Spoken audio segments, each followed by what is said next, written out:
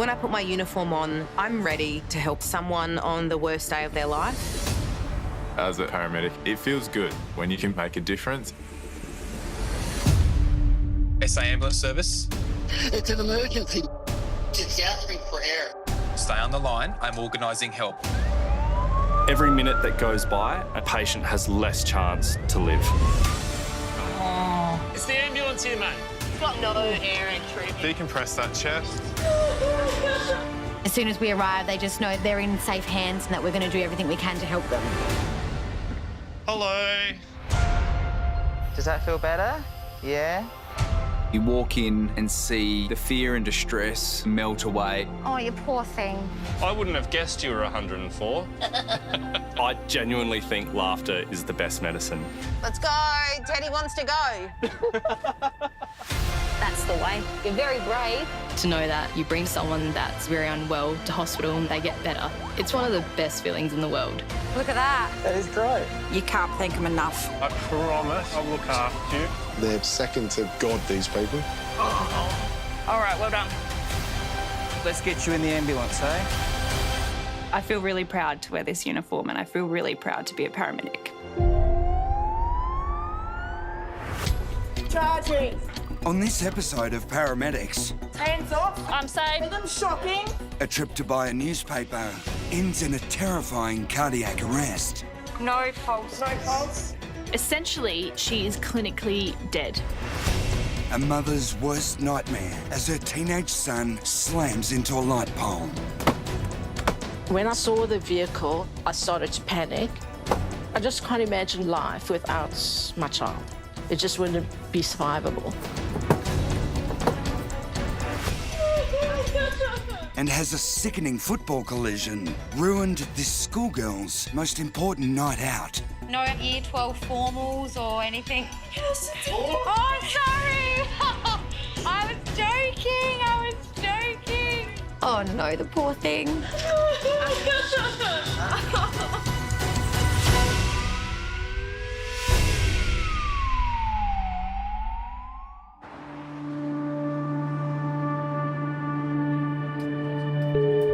SA Ambulance Service. Tell me exactly what's happened. So a lady has walked in, an older lady. She flipped over. She has landed flat on her face.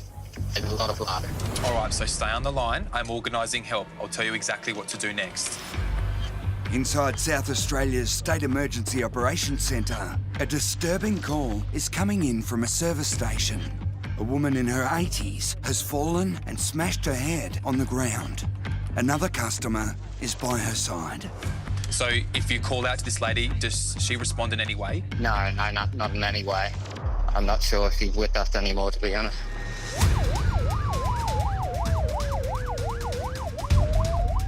Intensive care paramedic Hannah is now on the way, lights and sirens. She'll provide specialised backup to crews who are just ahead of her. My big concerns for someone who's fallen and hit their head with excessive amounts of bleeding is that she's given herself a traumatic head injury. This could be anything from bleeding inside the brain to skull fractures. She could be having a heart attack. She could be having a stroke. She could be in a cardiac arrhythmia that's caused her to collapse today. And if this is the case, these are life-threatening and she needs our help right away. Suddenly, the call is upgraded to a priority 1. We've just got an update that the patient is now in cardiac arrest. This is as serious as it gets. Cardiac arrests can cause sudden death within a few minutes. Less than 10% of cardiac arrest victims outside of the hospital survive. To add to the pressure, this is Hannah's first day in her new job after just being promoted. This is my first shift as an intensive care paramedic, and this job is as big as it gets. So to say that my mind is absolutely spinning is an understatement.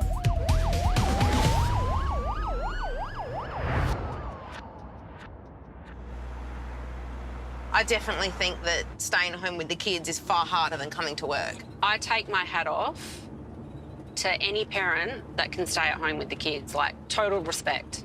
Working mums Sally and Olivia are on shift and enjoying the break from family life. Dad, I just don't know how you do it. I don't know how you juggle your 5 children and full-time work. I'd be in the nut house. Being a single mum's hard. Sometimes I feel like I'm a hot mess, but you do what you have to do and it just works.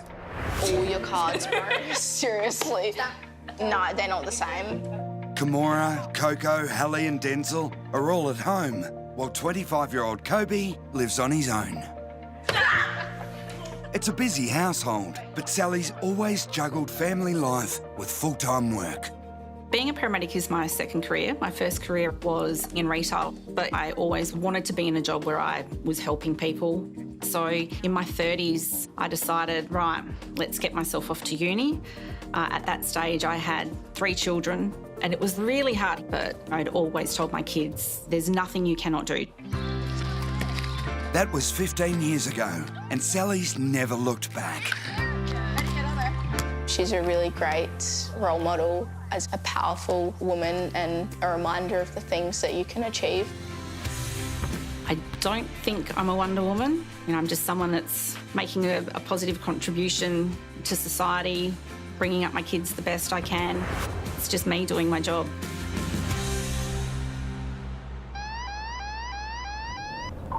Copy, Prody 2. The quiet start to the day comes to a sudden end when there's a call for help for a little boy who could be in big trouble. We're going to a 3-year-old who's hit their head on the playground in his shopping centre and is vomiting. Okay. I actually really enjoy doing the kid jobs, but if they're acutely unwell, if it's a chaotic scene and I can see that mum's really struggling, if the child dies from their injuries, that tears me apart. Hello, how are you? Hi. My name's Olivia, this is Sally. This is your little boy? Yes. Hello. Massimo, is it? Massimo was enjoying a play date with his grandma Katerina when the accident happened. Mum Anna has now raced to be by her little boy's side. Can you tell me what happened? So he was on the playground, came off, I was sitting down so I didn't see him, and he said, oh, my head's sore, I hit my head. Okay. I waited for about 2 minutes, and then he didn't hold his neck up, and he started to want to go to sleep. And then I came here and he vomited a big vomit. Okay. Would he normally be this flat this time of day? Never. The fact that Massimo's laying listless in a trolley, I immediately start thinking, oh, crap. Like, what does this mean? He should not be behaving this way. And that this alteration in his behaviour is because he has a concussion or a head injury. So I'm immediately concerned.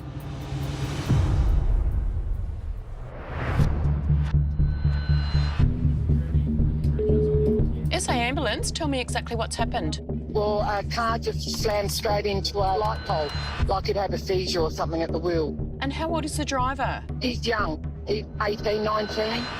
A terrified witness is on the line to the Emergency Operations Centre. It's a call that's every parent's worst nightmare. Is he conscious at the moment? He's just coming round, yes. Just reassure him that help has been arranged. Help's here, Luke. It's okay, mate.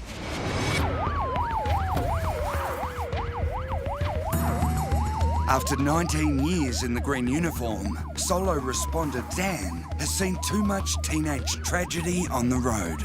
Unfortunately, the carnage that we see is all too real. Knowing that my eldest is going to get his licence later this year, when I go to vehicle accidents, it definitely makes me think about how he's going to go on the roads. A detailed assessment required relatively quickly here to make sure this young fella's going to be okay. The first paramedic crew to reach the patient has immediately called for backup. Dan will now take the lead in what is rapidly becoming a life-threatening case. Howdy, how are you? Hi. So we've got Luke here. How old are you, Luke? 17-year-old Luke. Yep. He's feeling a little bit faint. Yep. And then doesn't remember what happened, but witnesses say he's hit the pole at about 80. Okay. And the fireys say when they got here, he's a bit like in and out of it. Sure. Quite distressed. Yep. Lost consciousness at one point. He actually started fitting. Okay. Yep. Yep. Luke, have you had seizures before? No. Okay. So Luke has stopped seizing, but he's going in and out of consciousness. Forefront of my mind is he could seize again. And if Luke starts seizing while we're still in the car, his airway could very much be compromised. If you're able to get some really quick assessment of obs and see what injuries we've got, because we're going to want to get him out fairly quickly. Yeah. Where's your pain worst at the moment? Neck and back. There's always potential in a huge vehicle accident for spinal damage. If we don't take him out safely, we could make those injuries worse. So right now, I'm a little bit stuck between a rock and a hard place. I want Luke out of this car quickly, but I want Luke out of this car safely. And I've got only seconds to make these decisions so we can get this job done. Keep your head still, mate. You're doing well.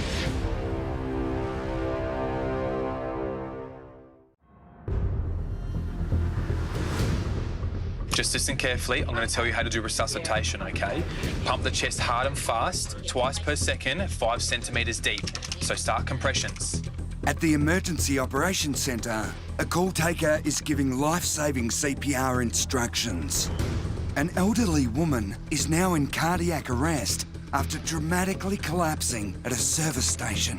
Let the chest come all the way up between pumps. We're going to do this 600 times until help takes over, all right? So 1, 2, 3, 4. So keep going with those compressions until crews take over.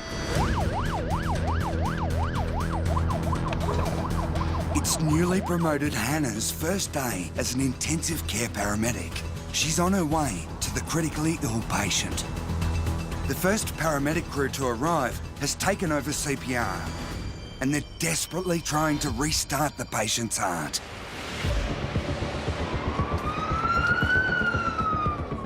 All right, MCCD. All right, so charge and check, compressions continue. Everybody else stand clear, charging. Clear. Shocking, back in the chest, please. As I arrive on scene, we have the patient lying on her back. There's lots of blood all over the floor and over her face. We have 4 paramedics providing CPR, defibrillating the patient and ventilating her with oxygen. No pulse. No pulse. Hannah is now taking over the CPR, hoping the chest compressions can help keep the blood flowing and keep the woman alive. No wallet has been found. Nothing to identify her. So we've got 1 minute to the next charge and check. All right. A charge and check is the warning that the defibrillator is about to send electric shocks through the patient. To be safe, everyone at the scene has to be hands off. All right, guys, for the next charge and check, we're going to lean her forward. Compressions continue. Everybody else stand clear. Yep. Charging. All right, guys. Hands off. I'm safe. Shocking rhythm. Shocking. All right, lean her forward, lean her forward. All right, guys, straight under the arm over her left shoulder. All right, down we go. All right, there we go. To free up the team for other life-saving tasks, they decide to use the thumper, a mechanical device that takes over CPR in tight situations. All right. Okay. Yeah. There's already a lot of pressure at a cardiac arrest to do the absolute best you can. But what does make it harder is that this is somebody's mother, sister, friend, and they are relying on you to save their loved one's life. So charge and check. Compressions continue. Everybody else stand clear. Yep. Charging. That's a flash. I'm safe. Shocking. No pulse. No pulse. More crucial minutes go by. 3 shocks from the defibrillator has still not started the woman's heart. The situation is now critical. The longer her heart is not pumping blood, the greater the chance of brain damage. All right, I've got a good line. 30 seconds to the next charge and check. Yeah. The patient is still in cardiac arrest. What this means is that her heart is not beating and she's not breathing on her own. Essentially, it means that she is clinically dead. Charge and check. Compressions continue. Everybody else stand clear. Yep. Charging.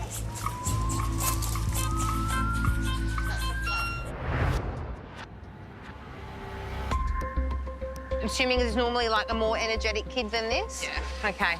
The lady said that you can be sick in this bag, okay, sweetheart? 3-year-old Massimo is listless and vomiting following a knock to the head while playing. Sally and Olivia are worried the little boy may have a serious head injury. He's got a swelling here like a lump. Yep. Katerina was looking after her grandson when the accident happened. She then phoned his mum, Anna, who raced to be by his side. I'm just going to have a look behind your head. So I'm going to touch and you let me know if there's pain, okay? No? What about here? Although I'm not noticing any signs of severe injury outside of his head, it's really important we take him up to the hospital because of this alteration in his behaviour, which could be the sign of a concussion. With kids, we need to be cautious when it comes to their assessment after hitting their heads. There's definitely a potential for him to deteriorate. There we go, buddy. So my concern is the fact that he's flat and he's tired after the event. Worst case scenario, the vomiting is due to some small swelling in the brain. And on the way to hospital, the worst thing that could happen was be that he has a seizure. I know Katerina and Anna want reassurance that he's going to be okay, but right now we can't give them that, and I don't want to lie to them. All right, little man, just a couple little bumps is where you get you into the back, okay?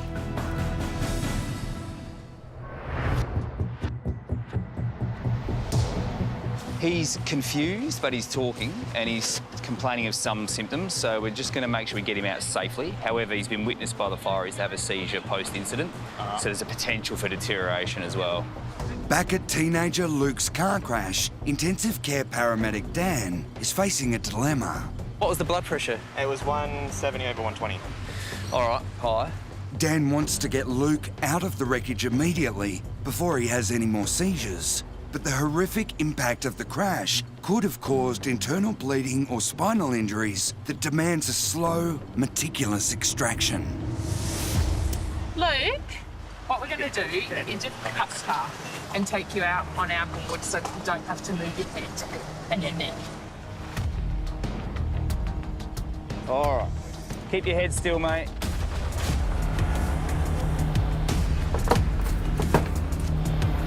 As the fireys start cutting metal to gain access to the patient, Luke's distressed mother arrives at the disturbing scene. When I saw the vehicle, I started to panic. I could feel my heart like jumping out of my chest.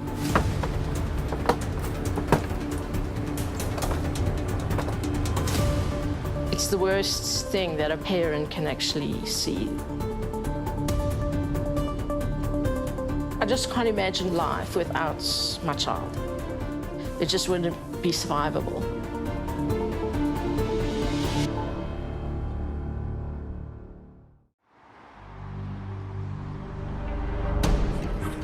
Seconds to the next charging check. Yep.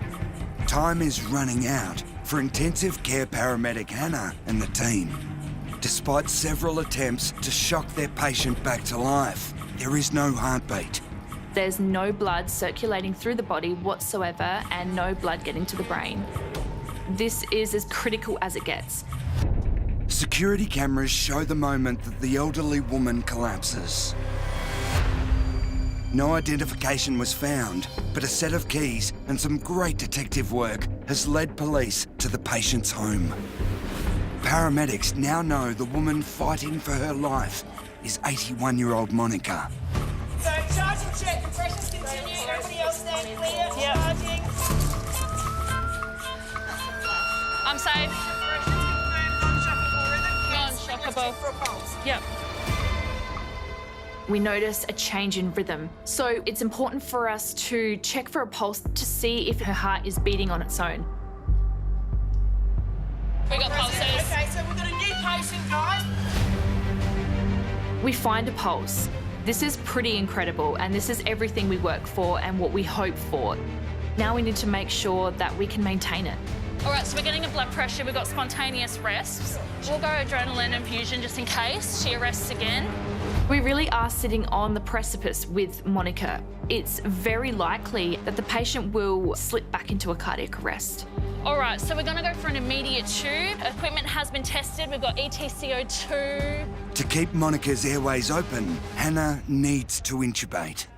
It is one of the most challenging procedures intensive care paramedics perform in the field. It's gonna be Jess and I doing the tube, so critical communication only. I'm gonna get Elise to time you over 30 seconds, okay? All right, can I have the bougie, please? All right, we have the bougie through. Can I have the tube? Performing an intubation outside of hospital is a critical procedure. We need to insert the tube through her mouth and into her airways. All right, we're in, bougie out. It's really important that it's done correctly and quickly. All right, we're taking out the blade. Can you put 5 mil, cup up? And then we'll reconnect and do some ventilations, okay? We've got rise and fall. Can you check the radial pulse there? Yep. So we've got a strong radial this side and blood pressure sitting around 300 as well. Okay, perfect. And then also it'd be worthwhile putting some closed suction tubing on just because of the blood, and then we'll get out of here. Despite the fact that Monica is now breathing and her heart is beating, time is still of the essence in this case. All right, ready? 1, 2, 3. She's still extremely unwell, and the priority has now changed to rapid extrication to hospital. 15 minutes ETA. No worries, thanks. And this means lights and sirens because every second counts.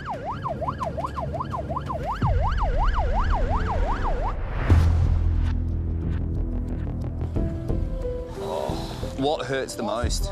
Just my entire lower neck. Your lower neck area?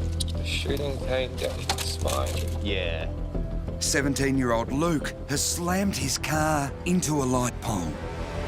Intensive care paramedic Dan is under pressure to get the teenager out. Mum Lindy can only watch on, helplessly. So just for everybody, he has actual neck pain. Yep. Okay, so let's all be slow and steady. Yeah. At this stage, we don't know whether he's suffered some level of spinal damage. So my plan of action is to get Luke out of the car in a controlled fashion, or we could make those injuries worse. All right, everybody's ready. So on 3, we'll start to slowly pivot. 1, 2, 3. Good man, Luke. Good man. Good man. Good job. There you go. You're on. Got his head. Yep. Right, let's everyone reset there. Ready in every position? Yep. Okay, so on the count of 3, a slow move up. 1, 2, 3. Happy? Great call. All right, well done. With Luke safely out of the car, now we need to manage Luke's physical pain, but the emotional anxiety must be overwhelming. You're doing well, mate. So my job also is to keep him as calm as possible so that we can get him out of here and make the worst day of his life slightly better. Dan can now start investigating exactly how much damage Luke has done to himself in the crash. Squeeze my hands for me, mate. Wiggle your toes. Does it feel normal when I touch your feet? I feel that one, but I can't really feel the other one. What about this arm? It's just tingling. All the way? Sort of. And it's still your neck that's hurting? Yeah. Luke tells me that he's got neck pain, he's got back pain, and he's got tingling down his arms. Unfortunately, he's ticked a lot of boxes that is a huge red flag for potential spinal damage.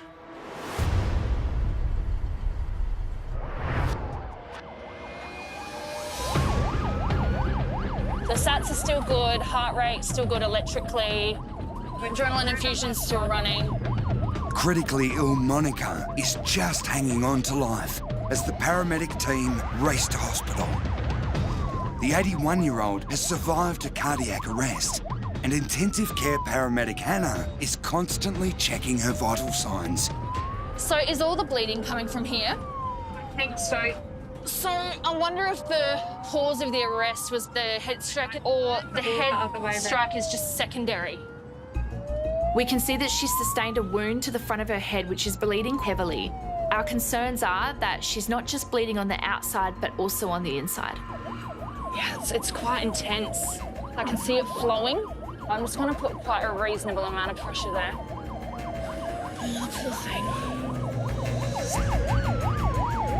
A team of doctors are waiting to take Monica into the resuscitation room.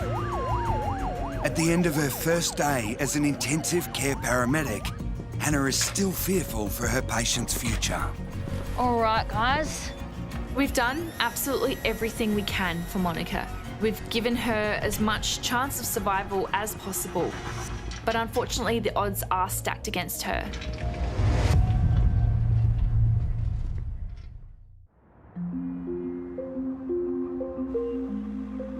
How's your dating life going? I know you've always got a new story for me, so hit me with one. It's a quiet start to the day for intensive care paramedic Aaron and his work partner and good mate, Laura. Like, it's hard work. When you go out on a first date, you want to look good. You want to be nice. I don't remember what that's like. What, being nice? That and going on a first date. Aaron's love life and mine is definitely a contrast. I'm in like this happy, committed relationship, but he's still trying to figure out, I think, what he wants. One date a couple months ago, just to catch up for a coffee with a girl. Yeah. After 10 minutes of talking about just random stuff, she's like, oh, you're a lot smarter than you look. I was like, that's kind of like a backhanded compliment. Yeah, it's definitely a compliment. But then I went home and I was like, why do I look dumb? Why do I look dumb? Yeah. Single life is not tough. I love it. Sitting at home, you've got your own space. But the dating life is tough. Like, yeah, it's absolutely really tough. Prospect 50. Roger, Matt. So we're going Priority 2 to a 17-year-old female with a head knock following contest, broken nose. But she is conscious. So it sounds like she was playing Women's AFL. Love it. Loves the young girls getting out there. Yeah. They must have gone in hard. Women's Australian rules football teams are becoming increasingly popular, but frightening injuries are also on the rise. It's a nasty knock. We've got to get there quickly because if she has got a concussion or a worst case scenario, she's having a bleed from the head knock like that kid that had last weekend. Yeah. And he ended up passing away. Tragedy. Head knocks and broken noses, not fun. The dangers of contact sport are not lost on Aaron, who used to play semi-professional ice hockey. During one of the games, I broke my nose and my face is just leaking blood, split open, and then it kind of hit me. I was like, oh, this really hurts. I've got my head in my hands, tears rolling down my face. My headache is uncontrollably painful. It's 10 out of 10. Look at it now, better than ever. If you say so. I'm just going to pull up here. I'm such a massive fan of female footy. It was never really an option when I was younger, and I think if it was, I definitely would have got into it. And I mean, I can now, but I think I'm a little bit scared. Cheers. Hey, how you going?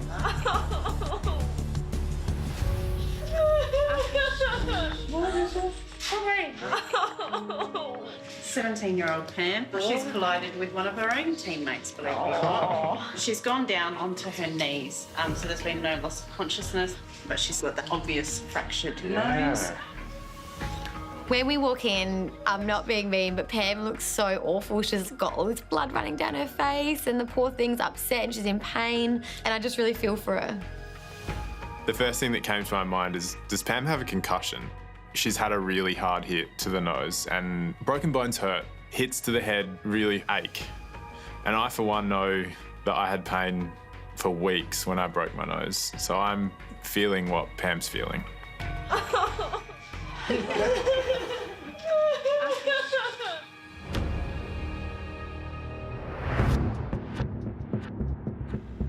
Can you feel any bumps? I had a look before, but sometimes things take a little while. I think here feels swollen. Anna and her son Massimo are on their way to hospital. The 3-year-old hit his head while on a play date with his grandma, and Olivia and Sally are worried he may have a serious head injury. A knock to the head can certainly lead to things like seizures.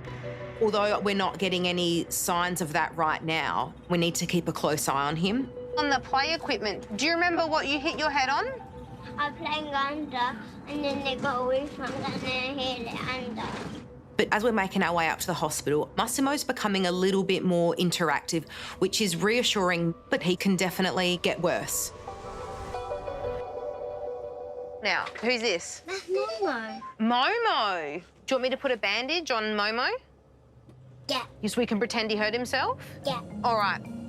I can hear Olivia bandaging up Momo, having a little bit of a chuckle inside. We have all of these tools in the back of the ambulance and medications, but sometimes all a 3-year-old needs is just for you to get down on their level and look after their teddy bear. There you go. How's that? Put him with Stinky. Put him with Stinky. Because Stinky crawled and hurt his arm. Oh, and then he vomited. And then his mum got really scared. No, Stinky can't open his mouth because he's a teddy. Oh, smart child. I'm going with the banter, trying to make Massimo feel comfortable. And there I am being hung out to dry by a 3-year-old. While Massimo's smarts are clearly intact, he still needs to see a doctor to clear him of a dangerous head injury. Why we stop? So we're at the hospital now. All right, little man. Now that we've arrived at hospital, I am absolutely relieved that Massimo's vital signs remain stable throughout the journey.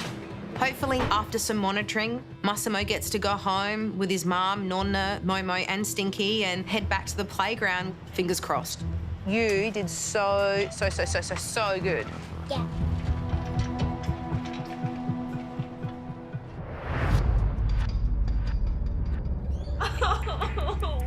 That hurts really. Okay. Aaron and Laura have just arrived at a local women's footy match where their teenage patient is in shock and extreme pain.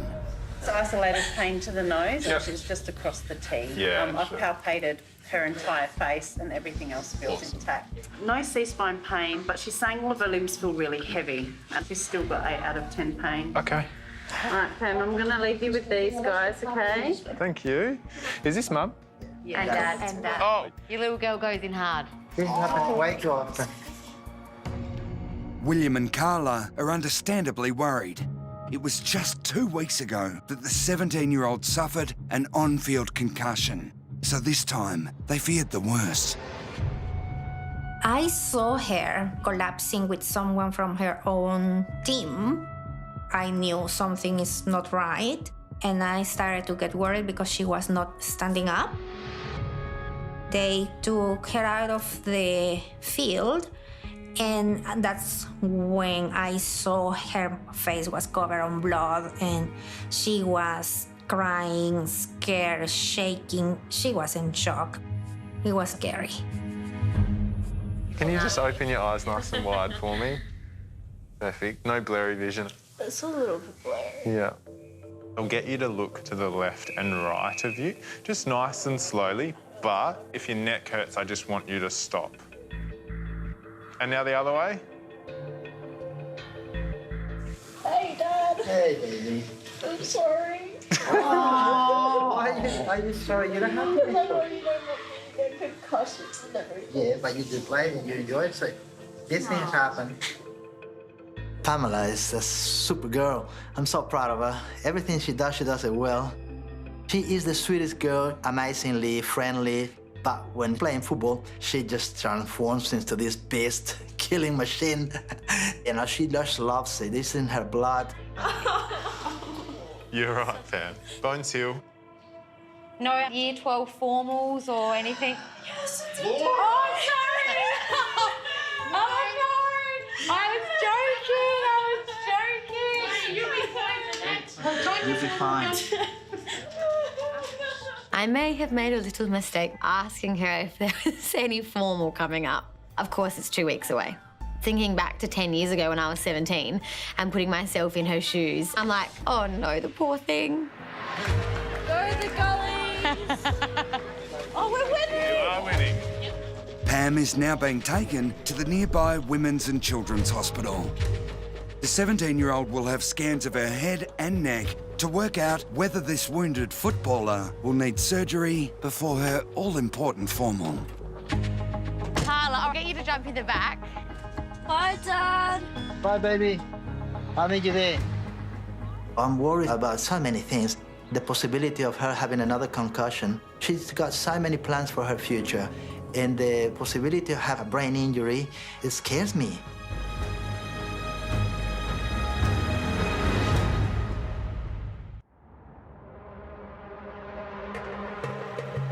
It's really hard to breathe. It's hard to breathe. It's tight. Your chest is tight. 17-year-old Luke is about to be taken to hospital to investigate possible spinal damage or head injuries after a horror crash into a light pole. Is my mum here? She's here. Yes. She knows you're doing all right. But what happened? You've crashed the car a bit, mate. Yeah. I just bought that car. Did you? Luke's speech is still slurred and he has no memory of the accident. You guys are just too good. I always wanted to be an ambulance person. Really? Yeah. Ah. Not very good with my biology, though. You never know. Maybe one day. You guys save lives, and that's cool. Oh, plenty of people come to paramedics after having done something else first, so it's never too late. Guess I'll see you soon. Yeah. All right, if you're happy, I'm happy to go. So it sounds like all Luke's recent adventures with the paramedics led to him thinking that being in my chair working as a paramedic would be far more preferable than being on the stretcher as a patient. Luke. Yeah. Still awake, mate? What we're going to do is just pop a little bit of plastic on your nose in case we have to give you even more pain relief. No green whistle today. No green whistle, no. Yeah, we got a line in. You know the green whistle. No, impressive, mate. We all have our jobs at these scenes, and I feel like Luke has an amazing job to do as well. He's in physical pain, he's had the trauma of the accident. This is not how he imagined his day was going to go, and yet at this moment, he's listening to us and he's staying as calm as he possibly can. It's an extremely brave effort. I'll give you a size 15 shoes to Mum. There you go. At this stage, we don't know whether Luke's suffered another concussion, whether his seizures will re-emerge at some point, or whether he does have some level of spinal damage. You're doing well, mate.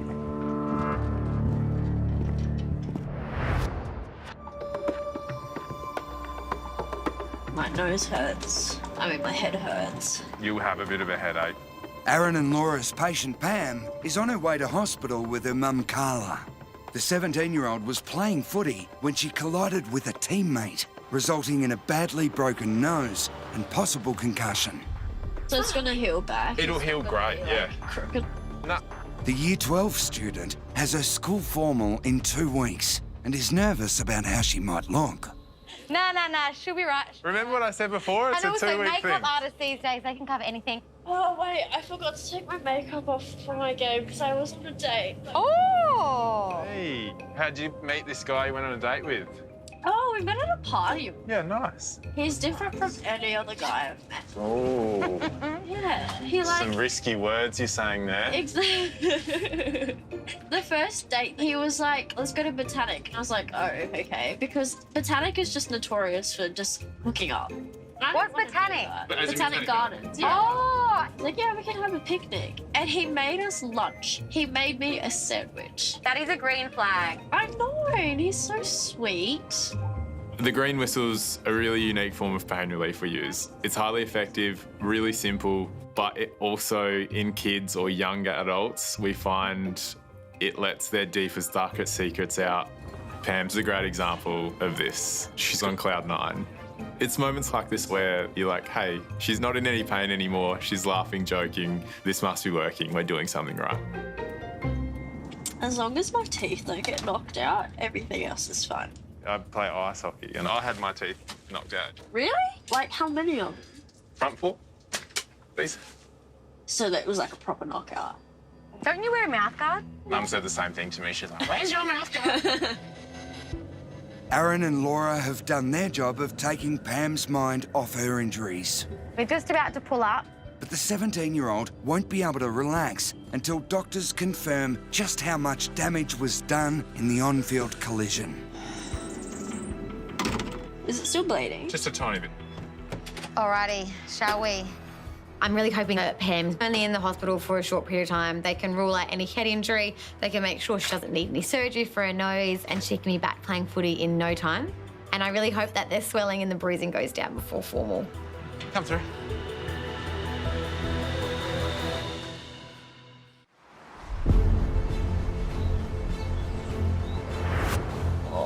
What hurts the most?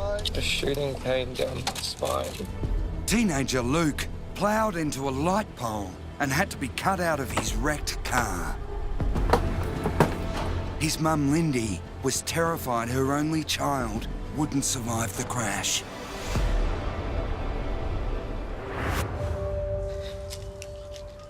Okay, Luke, sir. Just remember to take it easy, just around here a little bit. Yeah. You are actually a good driver, so you're going to be fine. Okay? Luckily for Lindy, Luke walked out of hospital 5 days later. I feel very lucky to be alive. Yeah, definitely for a few years of my mum's life, she kind of turned me into a little bubble wrap child when I got out of the hospital. I only have one child. So throughout life, I've said to Luke, you need to be careful about what you do because I don't have any spares. Tests showed no sign of a seizure. Specialists believe dehydration caused Luke to feel faint and pass out behind the wheel.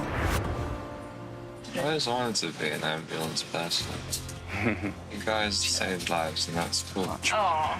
As for the future, Luke is now certain about his destiny. I'm going to become a paramedic. That's what I'm passionate about, and that's, all these people saving my butt. It's time to save someone else's butt. I'm just going to have a look behind your head. So I'm going to touch and you let me know if there's pain, okay? 3-year-old Massimo gave everyone a scare when he hit his head after falling at a playground. Would he normally be this flat this time of day? Never. His grandma, Katerina, called for an ambulance after her precious grandson started vomiting and became strangely quiet. At hospital, doctors monitored Massimo for signs of brain swelling. A concussion was confirmed, but later that night, the little guy was allowed home to rest and recover with Stinky.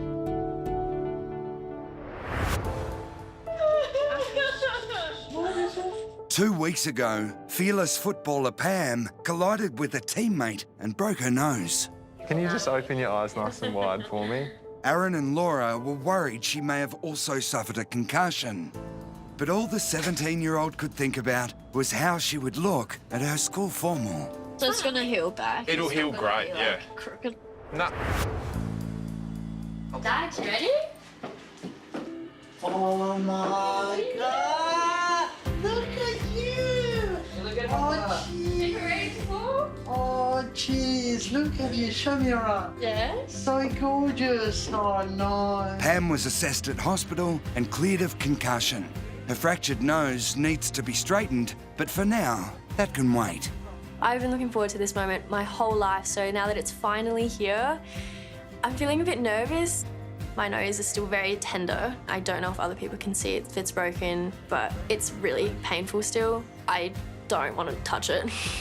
You can't barely notice. You No. look so beautiful. Thank you. Despite the pain and doctor's orders not to play for 6 weeks, Pam is definitely not giving up on her footy passion. We just talk to her and say, Pamela, I'm concerned about you. Why don't you play chess or badminton or something else? She said, no way, Dad. I can't wait to go back to the pitch and play football again. And I said, whoa, good on you. I'm so excited. It's your night, baby. It's your night. Have fun. Enjoy it. Her nose, I am not gonna lie, doesn't look straight, but nothing that makeup can't fix. She will be fine. Bye.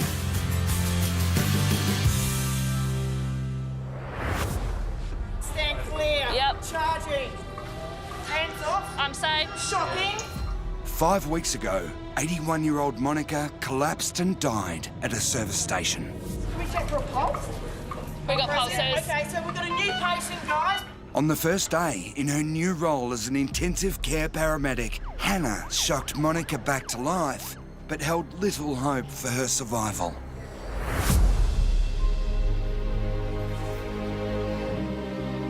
Given the fact that we see so much life and death every day at work, it really does remind me that the most important thing is to just spend time with friends and family and live every day as best you can, because if this job has taught me anything, it's that life is very unpredictable. Hello. Hello. Hi. Pleasure meeting you here. Oh, can I have a hug? Yes, certainly. Thank you so much. Thank you very much for saving my life. How are you feeling? I feel terrific. You look amazing. As if nothing's wrong with me. Oh my goodness. Tests showed that a heart attack caused Monica's cardiac arrest, but given her age, doctors have ruled out major surgery, opting instead for ongoing medication. Mum's a miracle. We can't believe it at all that she has survived.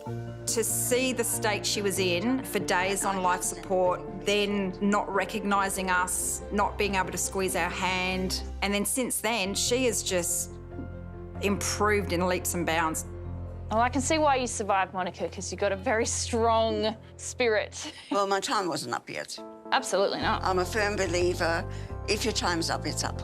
My plans is that I can go back to being normal again and be independent and enjoy the rest of my life. So I'm very thankful that I am still here. Oh, no. It was absolutely beautiful meeting Hannah. She's a lovely person. You know, you've got to have the highest respect for the paramedics. I'm just blown away with what they managed to do. They have just done a phenomenal job and you can't thank them enough.